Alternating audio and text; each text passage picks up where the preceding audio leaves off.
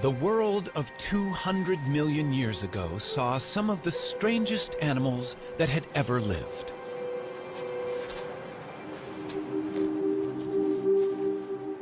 Nothing about them suggested they would become a huge success.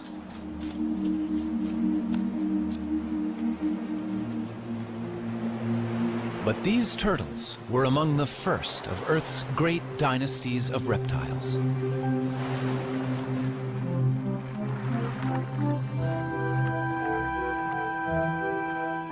Turtles then and now are unique. Their bodies are encased in armor, and that shell has changed little over millions of years.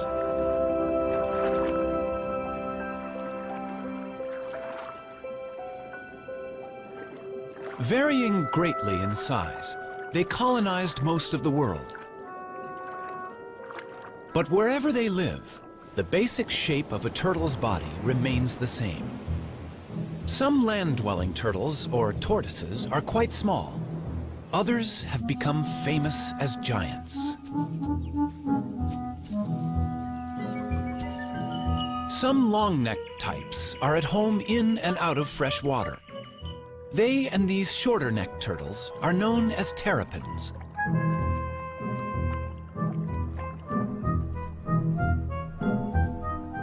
"257 turtle species exist.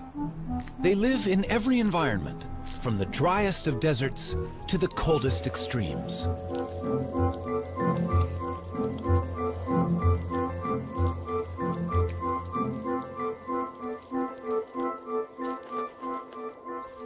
Some that are gentle vegetarians have become welcome visitors to our homes. Others hunt out of our view.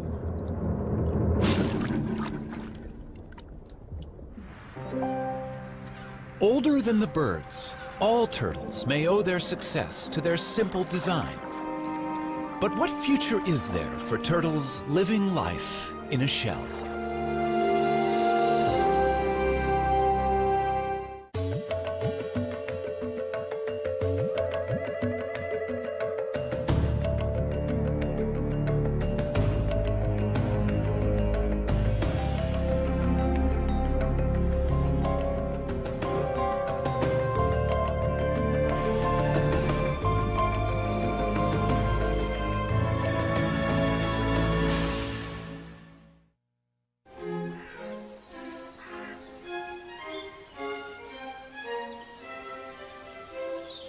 Powderham Castle in England is the ancestral home of Lord Devon.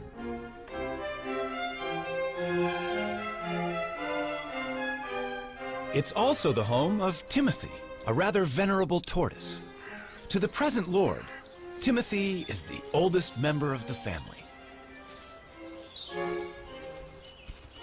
Timothy first came into our family in 1892, and he previously belonged to Captain Rutherford, who was a sea captain, and undoubtedly he was on board ship for quite a long time. And this has given rise to a number of myths about Timothy's beginnings, that he belonged to pirates and all this sort of thing, which aren't strictly true. He's outlived a number of Earls of Devon. I think at a quick count it's about 7. Or maybe I'm either the 7th or 8th that he's known. The suggestion is that Timothy is at least 162 years old. I think he mostly lives on sort of clovers and things, but his favourite really is strawberries. Now, my son, what about that? He's been known to make a mistake when he is wanting a strawberry, and we once had a lady with painted red toenails, and she got rather a sharp nip on the toenail. But he doesn't make too many mistakes. He knows usually what he's got. I don't know that he's terribly hungry at the moment. No. I think it's too cold for eating today. Counting growth rings on their shell is not always a reliable guide to a tortoise's age. Rings vary with diet. But tortoises always live life at a slow pace, and that may be a reason for Timmy's record age. The fossil record is our best guide to the history of Timmy's ancestors. The first we know lived some 300 million years ago in the world of forests that gave us our coal. From such primitive reptiles, turtles diverged first, leaving dinosaurs and other reptiles to go their own way. Through the ages, there have been turtles of fantastic size and diversity. They saw snakes emerge 100 million years ago and witnessed the extinction of the dinosaurs. That turtles have survived so long is due to the extraordinary design of the shell that protects their body. The shell has remained virtually unchanged for 200 million years. A thick layer of hardened scale is its first line of defense, but a broad bony layer, the carapace, provides strength. In other animals, this bone would be ribs. The turtle's backbone is fused to the shell. It's the support under the bridge. The shell of a turtle serves many purposes. On land, it's heavy, restricting movement, but great protection. Underwater, in a streamlined form, the shell allows for graceful swimming with surprising speed.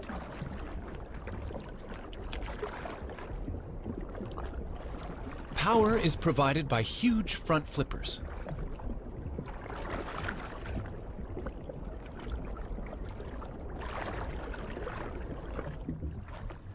Sea turtles migrate thousands of miles, swimming on the ocean currents. Their hind limbs are mainly used as rudders for steering. Legs have no appeal for these sailors. Sea turtles only emerge onto land to nest, and even then, flippers are sufficient to haul the turtle over a beach.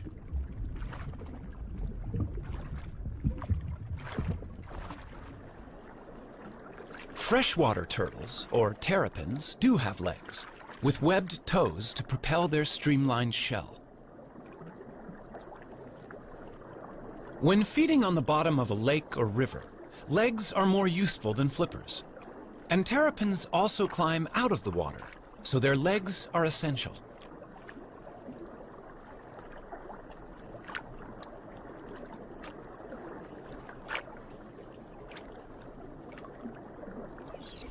A tortoise, walking on land all the time, needs strong legs, in this case to carry it out of danger. The pancake tortoise also has a flattened shell that's handy for fitting into crevices. A caracal can easily spot a meal in these cracks, but the shell of this tortoise, being flexible, can be tightly wedged in the rock. This pancake tortoise's casing defeats the inquisitive cat.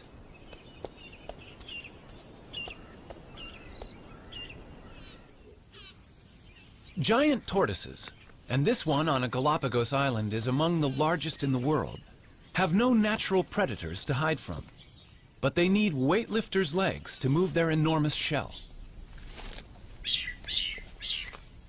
This one is hauling a house that weighs nearly 300 pounds and is over an inch thick.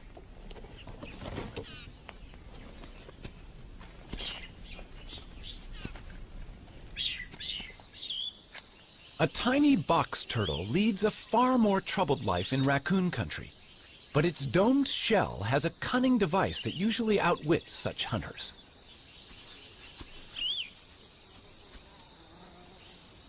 It's time to take evasive action.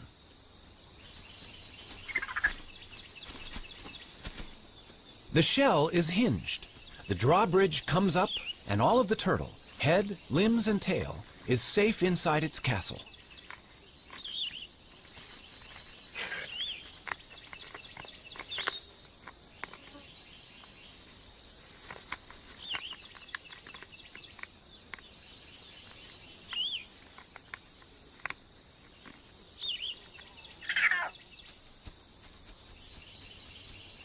Only when the raccoon retreats will the turtle venture out.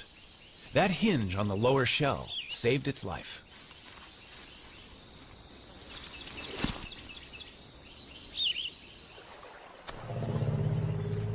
The turtle's shell has survived some huge challenges over millions of years.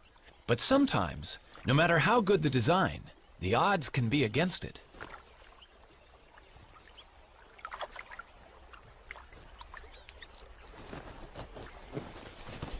That is one lucky tortoise. Surviving the heat of a desert is a particular challenge for tortoises. They can only control their temperature by moving into and out of the sun. Dr. Jeff Lovage of the United States Geological Survey is radio tracking a desert tortoise on a wind farm in California.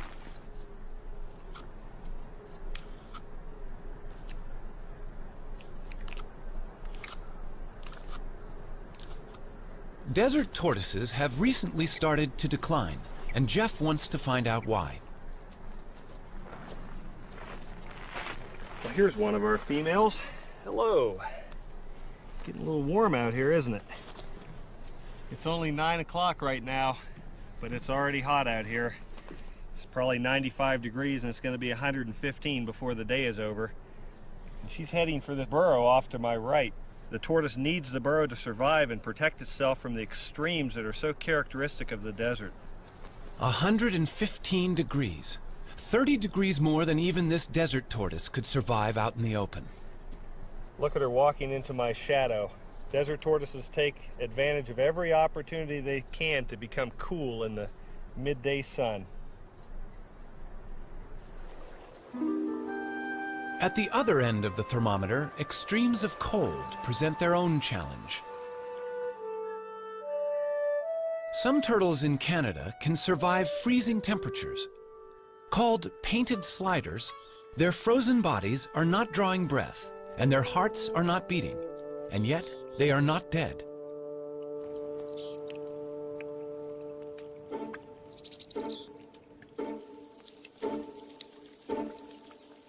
These hatchlings, born in August, freeze and unfreeze throughout the winter until the final thaw in spring. How the cells of their body survive this, nobody knows. Yet the painted sliders leave their nest and start active life unharmed.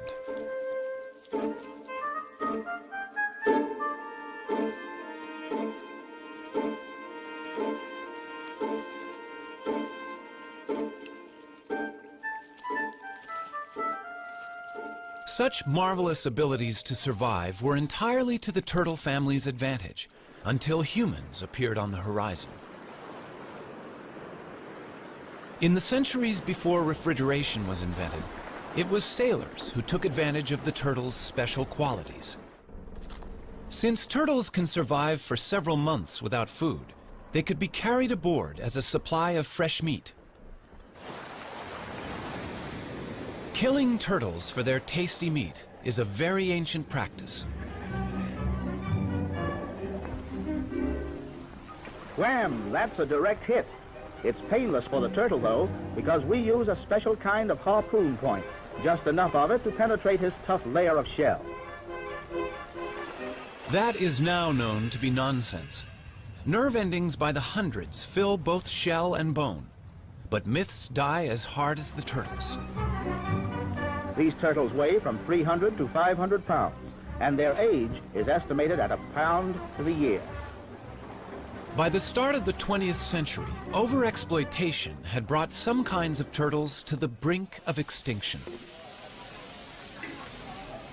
Today, turtle soup and meat consumption continues despite international laws, which attempt to protect endangered turtles.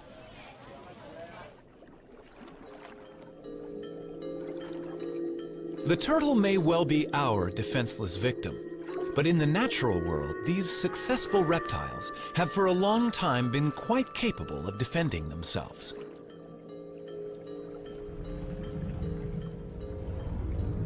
Tiger sharks and their relatives kill sea turtles in deep water. But in these shallows, this loggerhead turtle can turn the tables.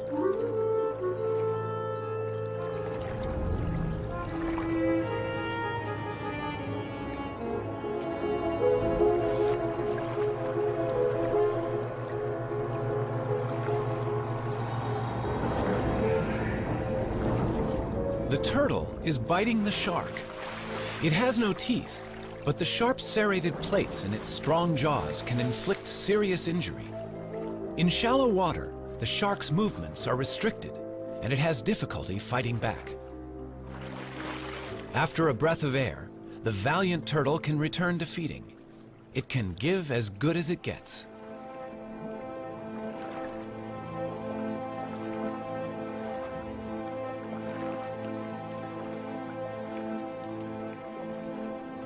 A loggerhead eats a variety of seafoods, but its beak is ideal for capturing hard-shelled prey.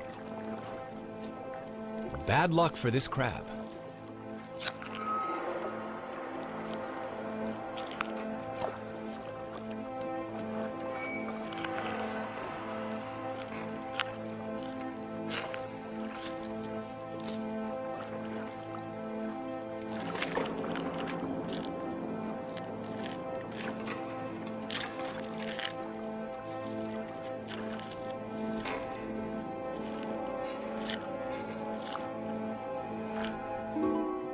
In freshwater, a camouflaged turtle is hunting.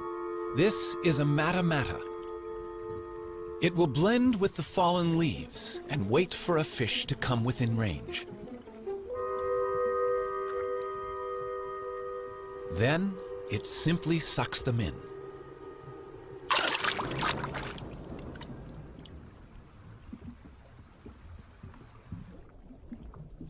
The fearsome jaws of an alligator snapping turtle gape and reveal a worm-like appendage on its tongue. Lured by its wriggling, a fish investigates this death trap.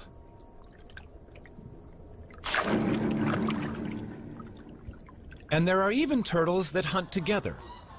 Donald Stridham knows that visitors to the Swardini Reptile Park in South Africa are fascinated by the bloodthirsty terrapins he exhibits there. It's feeding time in the terrapin pool.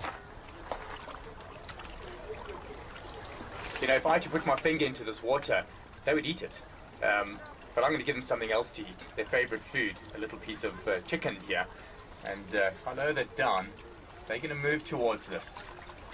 Come, guys. Come on. You'll probably find that the red-eared terrapins come first. They are normally the more dominant, and here comes one now. You can see why it's called a red-eared terrapin. It's got the little red mark behind the eye. And look at that. He's a dominant one, so he will come first. And here comes one of the serrated hinged terrapins on the side here. And the rest of them are going to respond to the movement. In fact, they would have to eat in colonies. They can't easily, as you can see here, bite off a chunk of meat on their own. So they'd need to tear it amongst each other. They'd eat in much the same way as piranhas. So lots together, biting off chunks and pieces of meat. And you can see that happening right here now. Red ear's got a really good grip on it. They tear at the meat. This is all very necessary in nature. They clean up the place. They're in fact the aquatic hyenas.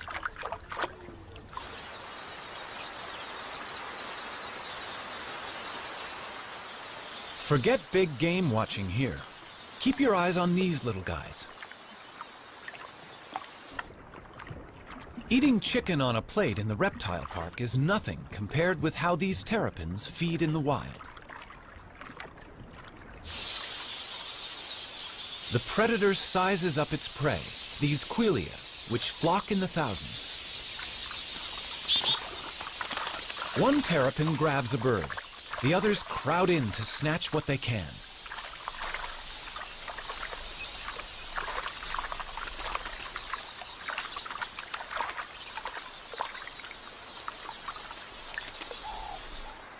Even birds as big as doves are not safe from the helmeted terrapin's submarine attack.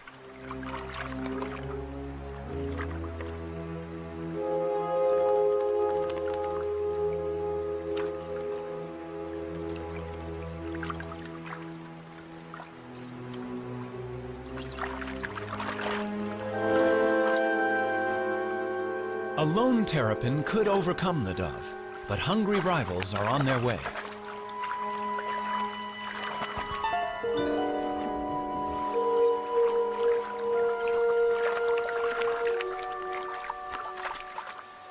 And turtles can be even more competitive when it comes to mating. The birds of Dasson Island off the Cape Coast of South Africa share their tiny home not only with rabbits, but also with more than 10,000 tortoises. But not until the temperature climbs to 75 degrees do they come out. Male angulated tortoises hold territories, and once they've warmed up, they begin to chase females on their turf.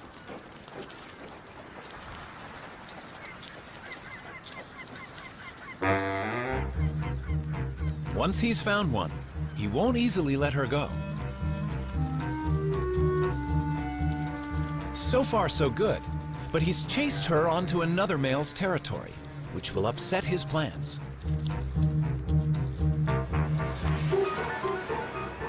They do battle, a duel in the sun. But a third male has seen an opportunity, and he's mating with their female. Neither the combatants nor the vigorously mating couple show signs of giving in. By the time the fight reaches its climax, the mating is also over. The loser may even lose his life. He must right himself, or else fry in the sun.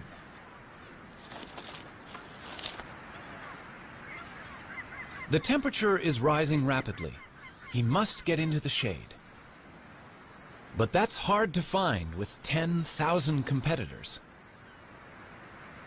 His answer is to dig in, covering head and limbs and using his shell as a sunshade.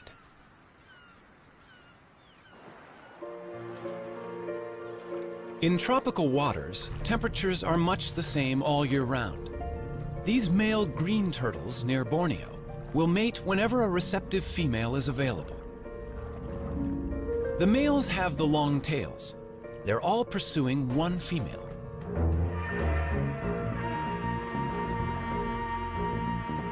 A male succeeds in locking onto her shell and mating with her. Rival males are surprisingly vicious in trying to interrupt his success. These powerful jaws can injure a flipper.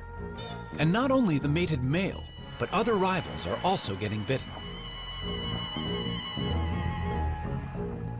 But to no effect. The desire to mate is strong, and only when he has succeeded will other males have a chance to take his place.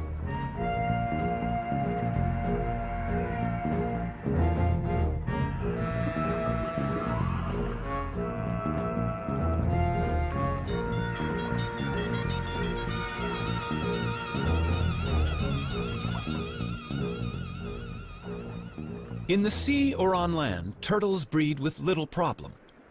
But on the unique islands of the Galapagos, a crisis has arisen.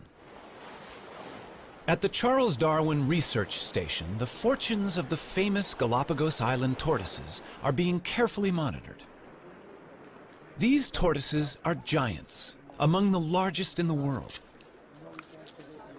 And they are more than just a tourist attraction. They're endangered, and their survival depends on them breeding in captivity here.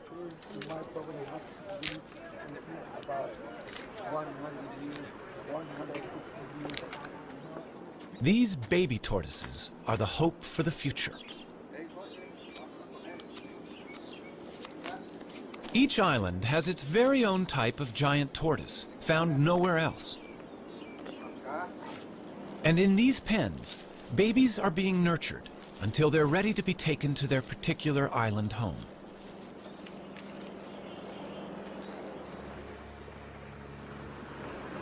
In past centuries, boats landed on each island to plunder the docile giants, killing or collecting them.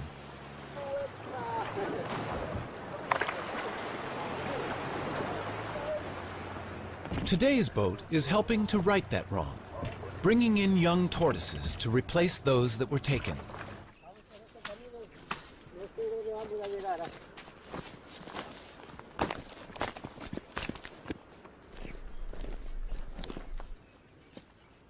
This is the island of Hispaniola. The Hispaniola tortoise was once facing almost certain extinction. Now, the future arrives in a bag.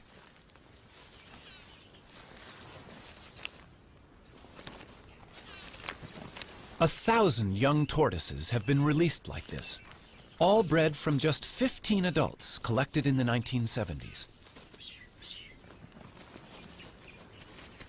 They should be safer than they've ever been. Their only enemy was people, and now the poacher has turned protector. In 20 years, they should all be as big as this adult. But this success has not been repeated for the tortoises of Pinta Island. The last remaining resident of Pinta is living out his old age at the Charles Darwin Research Station. They call him Lonesome George. More than 70 years old, he's the last of his species. All the others starved when introduced goats ate the plants of Pinta, and shipborne rats ate the tortoise eggs. Zoos and private collections worldwide have failed to turn up a relative. And even if a mate were found, he could be too old to breed. The Pinta Island tortoise may be the first turtle species to become extinct in the 21st century. The future of many of the world's turtles is a matter of concern. Even the olive Ridley sea turtles, famous for their mass egg-laying on this beach in Costa Rica, are arriving in fewer numbers each season. Randall Arouse is familiar with the spectacular aribata, as it's called, here at Ostianal. Ever since I was a very young boy, and I was always interested in marine biology. But then one day, it was 1982, I was a second-year biology student. I walked into the school and there was a big sign that said, Aribata, we need volunteers. And I thought, well, I've heard about the Aribatas and the turtle nesting. I should go check it out. Then I came to Ostianal, right here at this spot, and I saw the Aribata happening. And right then it struck me. Like I had to study turtles, and I've been doing turtles ever since. As many as 200,000 turtles might haul out onto this beach on one night. 20 years ago, it would have been 1 million. But this is still one of the biggest aribatas in the world. The turtles are right now congregating right out there. They're going to congregate in what we call the float, and they'll start coming up after the sun goes down, and probably by midnight or 1 in the morning, we're going to have a very high concentration of turtles nesting here on this beach, and they're not going to finish until sunrise, probably at about 8 or 9 in the morning. So yeah, it's going to be some pretty heavy work all night long. We basically know that these turtles come for 2 or 3 consecutive aribatas in a row. Then they're going to leave, and we won't see the turtle again for another year or another 2 years. The aribata that we're witnessing now may easily have 100,000 turtles participating. And 100,000 turtles at 100 eggs per turtle, roughly, that means 10 million eggs. Eggs are the turtles' investment in their own future. But eggs can also produce illegal income for poachers. So patrols of armed guards protect these nesting turtles all night against egg thieves.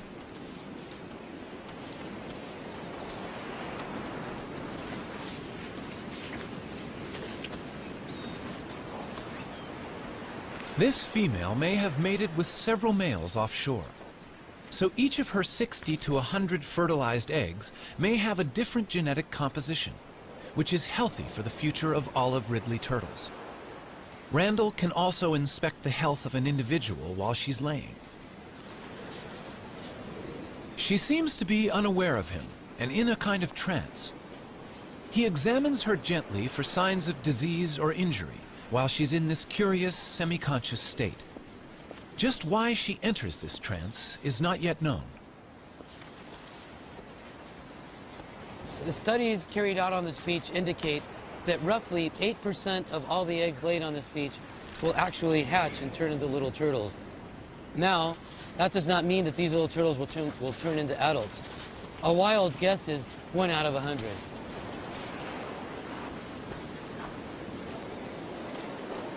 This beach at Ostianal is only about 4.5 miles long. And with turtles still arriving to nest at dawn, there is not much space left, and some inevitably dig up the nests of others.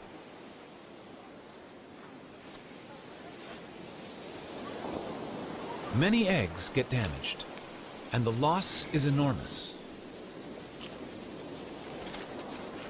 The collection of eggs is important for the local economy, but local people are only allowed to take them for the first 36 hours of an arribada. It's a conservation plan they're happy with. The community of Austinal protects their turtles in many ways. Probably the main way is they respect the management plan. There are rules as to when you can harvest, when you can't, and the community as a whole complies. You can only harvest the eggs for the first 36 hours. The eggs have to be packaged in a special way. There has to be receipts, there's all this paperwork. And the people of Austinal comply with all these rules and regulations to their very best. And they get a good harvest without harm to the turtles. Soft-shelled, the eggs travel well to a luxury market, where some are enjoyed over the bar in a pricey drink they call baka.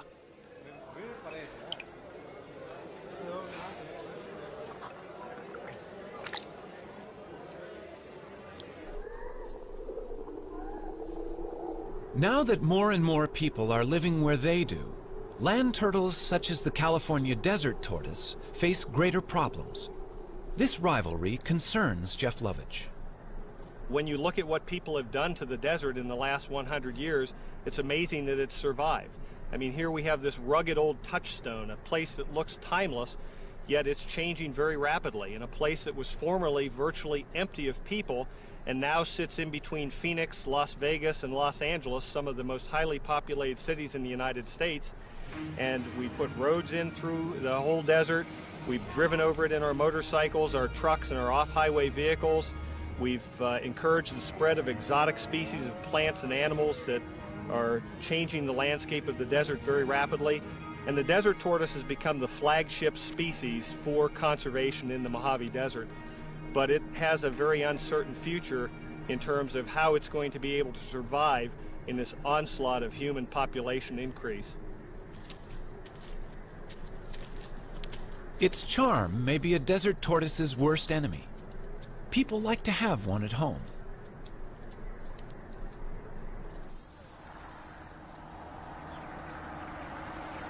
Problems arise when the once-loved pet outgrows its welcome. It seems so easy and kind to let it go in the wild. But Fred, or whatever his pet name has been, is about to cause problems among the wild tortoises he will inevitably meet. He appears to have a cold, a viral infection that he'll soon pass on to others.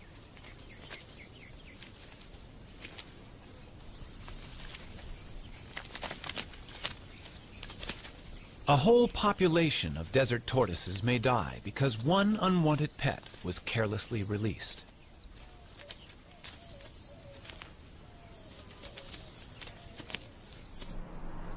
Close to towns, tortoises are presented with other problems. Our roads cross their territories, and they get injured.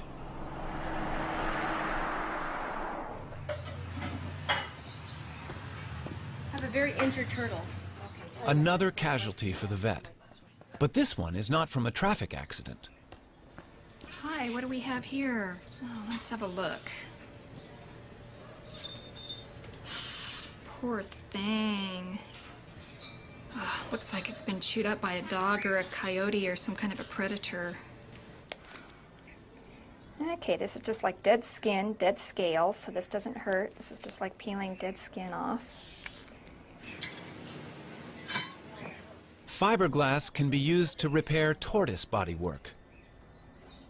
Sometimes I feel like a cook when I'm doing this. Cover up, but we'll cover it up with another layer, and it should do fine. Down there too. Because of the fact that it's clear, we can see through it and see what that tissue looks like in there. So if it ever got to a point where that tissue started looking bad, we'd be able to take this shell patch off and get in there and treat it. All right.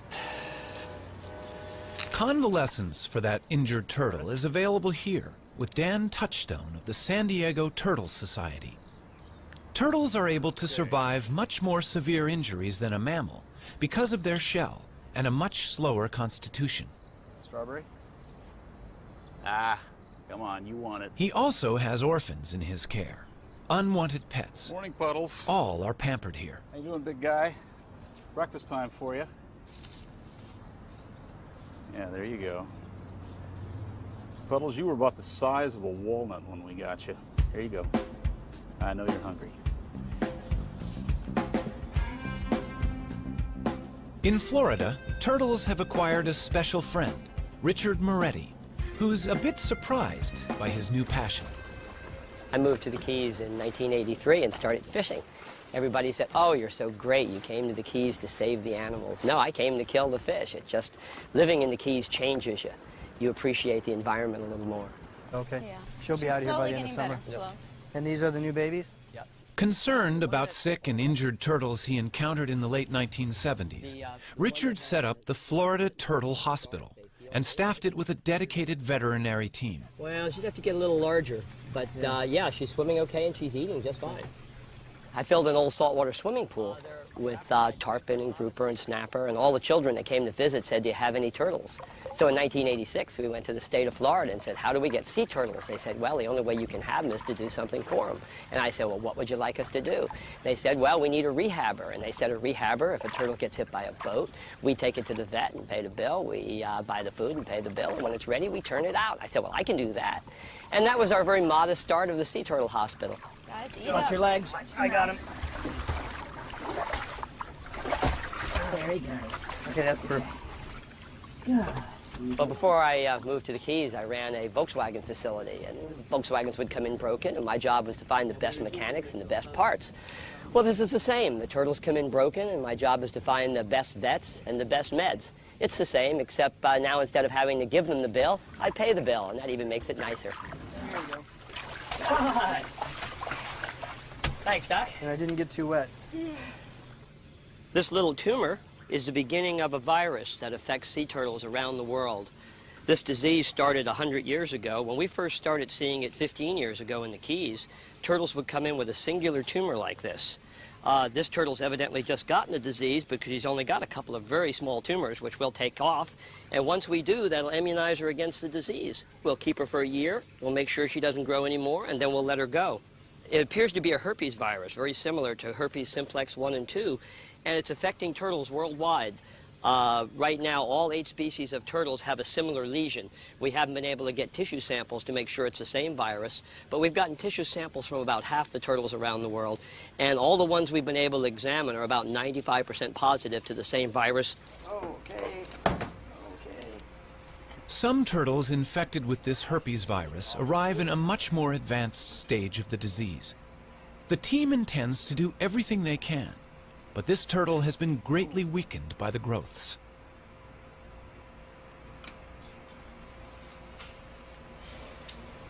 Notice the contrast difference. You have a radio opacity here. Notice it's not bone dense and it's not soft tissue dense. I'm concerned about these. We definitely need to go in and do the endoscopy and document that they're there with some digital photographs. Okay. And the reason, Sue, that we have her on her back like this is that way we don't accidentally poke into something like an intestine or a bladder. Here, so you know we're in. That's got to make her feel so much better. Okay, gang, here we go. I'm going to pass this directly in. There we go. The endoscope does not reveal good news. They can recognize large tumors within her body. In the wild, she may not have lived much We longer. have what we need. Okay, now we need to roll her back over. Okay.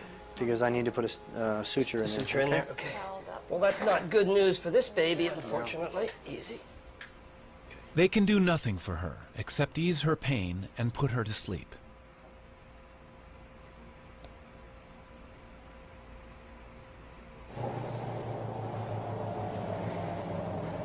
The joy of success helps make up for the sadness of failure.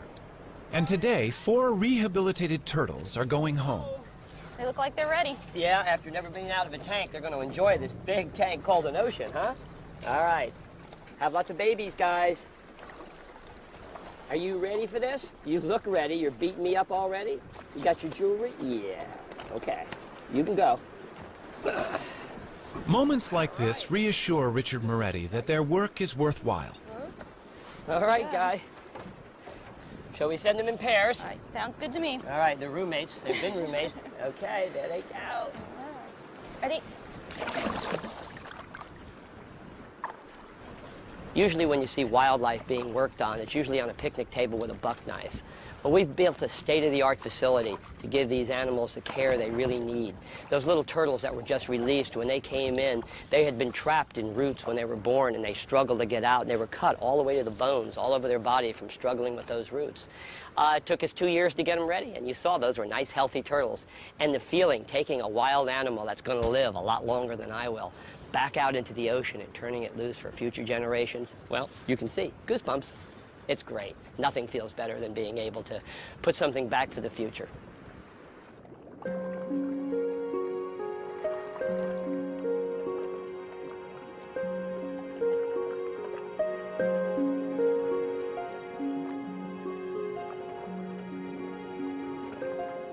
Every day, turtles can be seen enjoying the attentions of cleaner fish in the wild.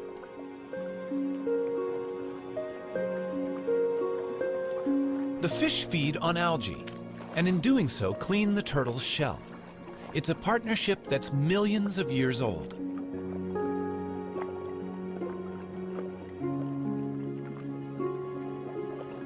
Generation after generation lived in what might have seemed a perfect world.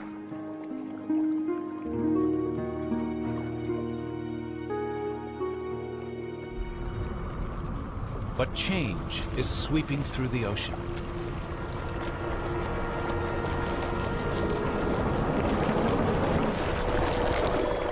Commercial fishing puts nets into the sea, which can break loose and drift, catching much more than intended.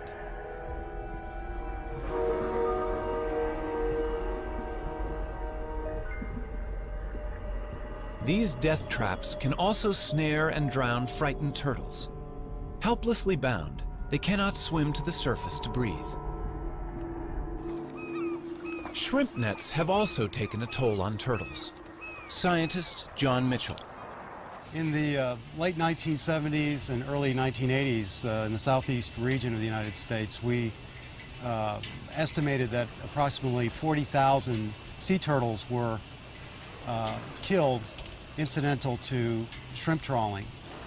And this problem created a need for either a shutdown of the fishery or the development of some apparatus or a technique to exclude the sea turtles from the trawl.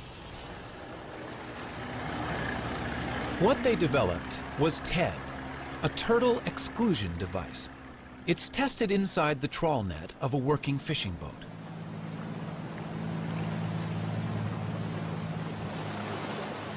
The net is being dragged behind the boat, and the TED is fixed inside the net at the end.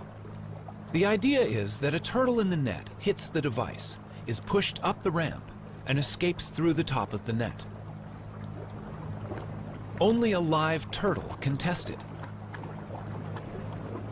In this situation, a turtle would normally be fatally trapped with the shrimp. But on reaching the TED, the turtle, much bigger than the shrimp, hits the bars, is guided upwards and out into the sea, none the worse for its experience. It's a simple invention, but it saves the lives of many turtles. And the use of TEDs desperately needs to be encouraged worldwide. Here in Central America, we know that in Costa Rica at least 15,000 turtles are being caught a year. And of course, this is definitely going to have an impact on the population. There's a dead turtle right over there, you can see, almost definitely killed by a shrimper. If Costa Rica was implementing TEDs efficiently, this would no longer be the case.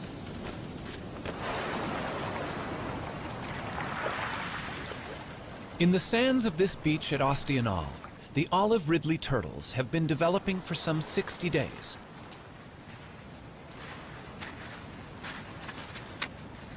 What happened under the sand as the eggs hatched is quite special.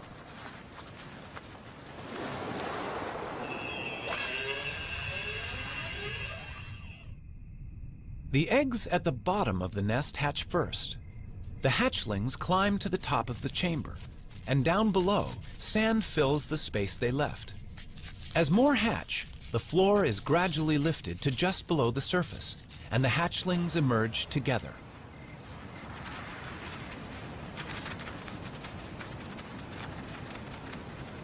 Once out of the nest, hatchlings must head for the sea. But how do they know where it is? Light is a crucial factor for orientation. The sea is always brighter than the land. It's thought that when they are grown, these turtles will return to this very same beach to lay their eggs.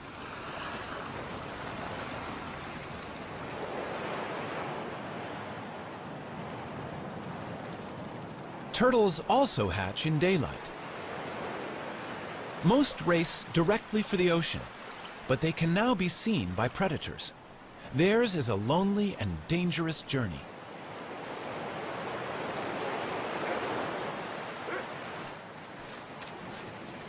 On this beach, almost every animal has a taste for turtles.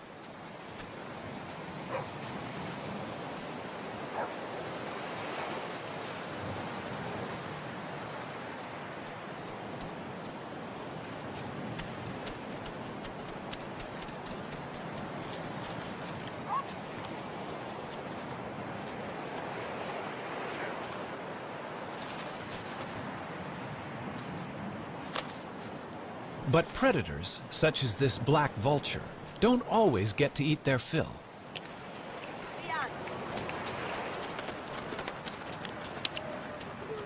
Survival of the turtles is important to the local people.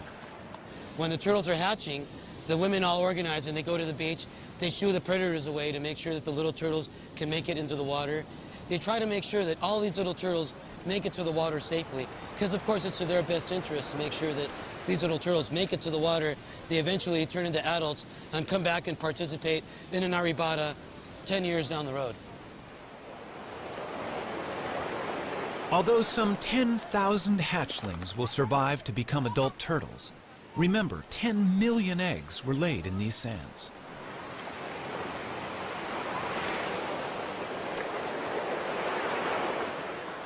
With a little help, these youngsters will be out to sea, where they will drift away on the currents.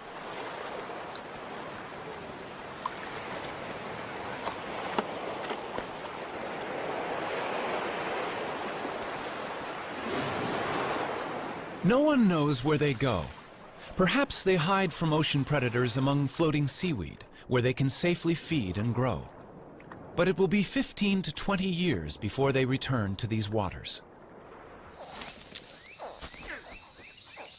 Before people ever began helping turtles to survive, alligators had been unwittingly doing so for millions of years. Young red-bellied turtles are hatching from eggs laid in the alligator's nest. The rotting heap is warm and humid, as good for incubating turtles' eggs as it is for hatching alligators. Both stand to gain. Alligators eat a good many adult red-bellied turtles.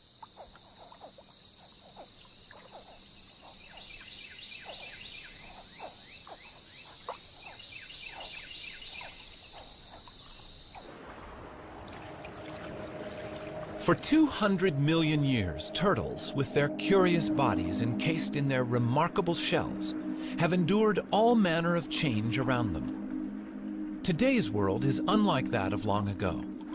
The oceans are threatened by human pollution and greed. Ancient homelands have become deserts. Islands are overrun by vermin. And the future for these reptiles may depend on us. We don't know really what role they play in the overall scheme of things with the ecosystem. And I think that's one reason why we should use any means to protect them. There are many, many animals that we really don't, humans don't see a need to spend the effort and the time to conserve, but just the fact that we don't know, I think means that we should. Throughout the world, irrespective of culture, there is an affinity for the turtle. Throughout the world, we have myths that ascribe various characters and features to turtles that we like to teach our children, like being steadfast and being resolute. Here in this country, we have our own myth about the tortoise and the hare, and we teach our children that being steady and continuing to run the race can lead to victory. You don't have to be the fastest, you don't have to be the best. This year we were really excited. One of the turtles that we took a flipper off of last year and turned her loose, it was a great big female, probably about 50 years old. She crawled up on a beach in Central Florida and laid eggs this year. And that's really exciting because, you know, up to that point, people usually kept turtles with one flipper in an aquarium or in a park. Well, we proved that 3 flipper turtles can go out there and add to the genetic makeup, and they can actually crawl up on the beach with 3 flippers and have their babies and lay their eggs.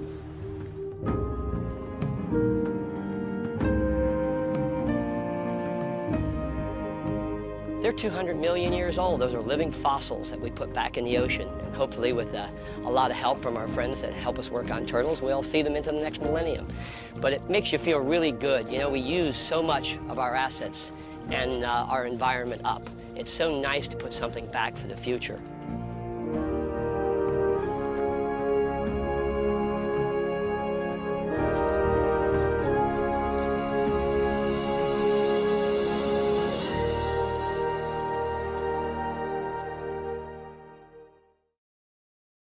To learn more about what you've seen on this nature program, visit PBS online at pbs.org or America Online keyword PBS. They'd eaten much the same way as piranhas, so lots together, biting off chunks and pieces of meat. And you can see that happening right here now. The radio's got a really good grip on it. Morning, Puddles. How you doing, big guy? Breakfast time for you. Yeah, there you go. Puddles, you were about the size of a walnut when we got you. They look like they're ready. Yeah, after never being out of a tank, they're going to enjoy this big tank called an ocean, huh? All right. Have lots of babies, guys. Are you ready for this? You look ready. You're beating me up already? You got your jewelry? Yes. Okay. You can go.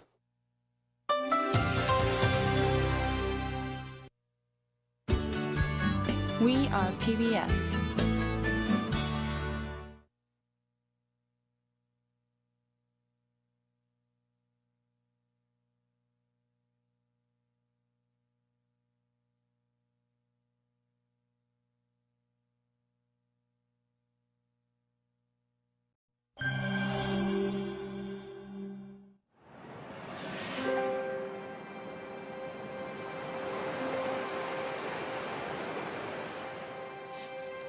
The world of 200 million years ago saw some of the strangest animals that had ever lived.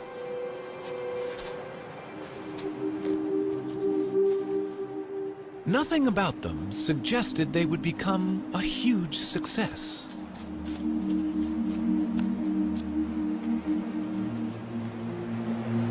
But these turtles were among the first of Earth's great dynasties of reptiles.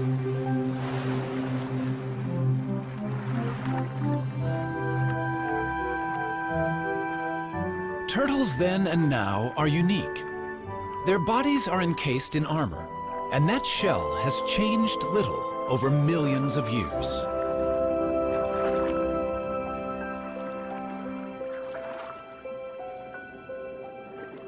Varying greatly in size, they colonized most of the world. But wherever they live, the basic shape of a turtle's body remains the same. Some land-dwelling turtles, or tortoises, are quite small. Others have become famous as giants. Some long-necked types are at home in and out of fresh water. They and these shorter-necked turtles are known as terrapins.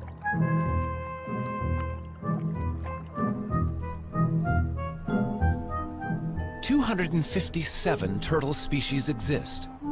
They live in every environment, from the driest of deserts to the coldest extremes.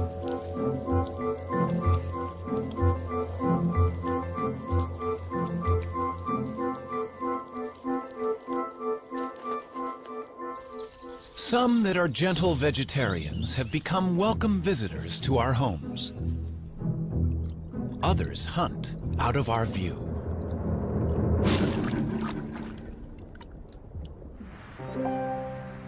Older than the birds, all turtles may owe their success to their simple design. But what future is there for turtles living life in a shell?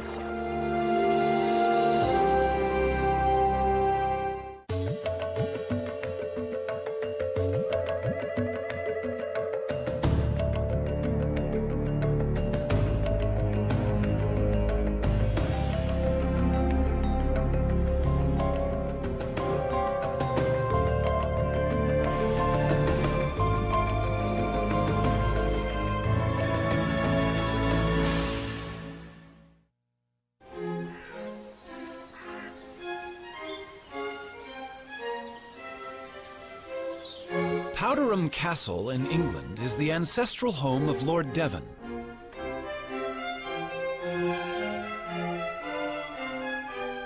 It's also the home of Timothy, a rather venerable tortoise. To the present lord, Timothy is the oldest member of the family. Timothy first came into our family in 1892, and he previously belonged to Captain Rutherford, who was a sea captain, and undoubtedly he was on board ship for quite a long time. And this has given rise to a number of myths about Timothy's beginnings, that he belonged to pirates and all this sort of thing, which aren't strictly true. He's outlived a number of Earls of Devon. I think at a quick count it's about 7. Or maybe I'm either the 7th or 8th that he's known. The suggestion is that Timothy is at least 162 years old. I think he mostly lives on sort of clovers and things, but his favourite really is strawberries. Now, my son, what about that?